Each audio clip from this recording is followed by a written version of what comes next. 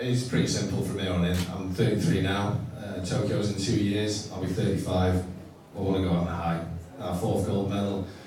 Yeah, I think if you look back at team pursuit and the Olympics, already with the most successful team pursuiter, and now whilst you've sort of alluded to it, that's going to make me rich and famous and stand out. While there's people like Geraint Thomas winning the Tour and so on, Chris Hoy sat on his 8 gold medals or whatever it is. But for me, that's pretty cool. And if I can just get 1 more gold in the bag, I'll enjoy that. And you mentioned these 2 team pursuiters winning Grand Tours. Doing any of that Grand Tour stuff in the past? I know you rode for Lambo Credit in the past, and I know that speaking to people in the past, when they look at you, they think you're probably were one of the fastest riders in the world, and that's seated. Now, that's not out the saddle sprinting like you see in the Tour de France. So, is there any regrets in your career at all? Nah, none whatsoever. I think, when you look at it, team pursuit is changing. And I think, if you look at the team pursuit times now, with moving on, the team pursuit game is moving on. It's because more and more the team pursuit riders look like people like me. They're great over 4 minutes, but are useless over 3 weeks. And, as good as Brad and GR at team pursuit, I think it's fair to say that they're better on the road. And I think if you look at guys like Kian Amani, who, without being disrespectful to him, is relatively unheard of. In my mind, he's one of the strongest team pursuers in the world right now.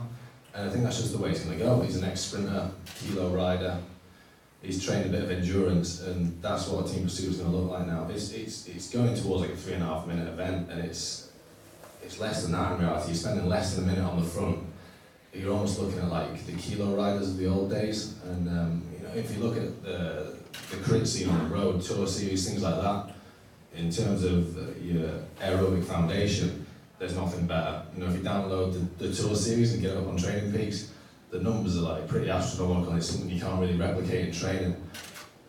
But doing that over 3 weeks, zone 2, zone 3, and if you actually look at what powers those guys are putting out even in the sprint stages, it's a lot, but it ain't team pursuit powers. Given that those guys are doing over 3 weeks, a different kettle of fish, all right, but I think it's going to be a different ride in the future. And one thing, because we've got a young man in the front here, one thing that I keep on saying to my young kids is, not Eddie, it's all about longevity. I'm saying the twilight of your career at 33, you won 3 goals, you wanted a 4th one. What keeps you motivated getting your leg over that bike every day? It's pretty simple really. Like, when I was just as young as Eddie is now, I used to think, if I was a professional cyclist, if I could only scrape a living, it'd be a living worth scraping. And people used to ask me, what about your future? What are you going to do long term? And I'd say to them, it doesn't matter, it'd be a present worth remembering. And I still feel like that. Every time I get on my bike, it's a blessing. Every time I don't have to go to an office to work, I feel happy about that.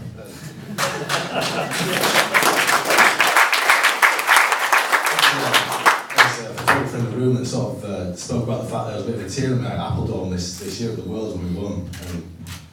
I don't know, I'm 33 years old, I shouldn't be crying when I win a bike race and dress up in lycra with my mates, but I do. I love it. It's my passion, it's my hobby, it's my life, and I think the only thing that really makes me cry is the thought of not being able to do this in a couple of years.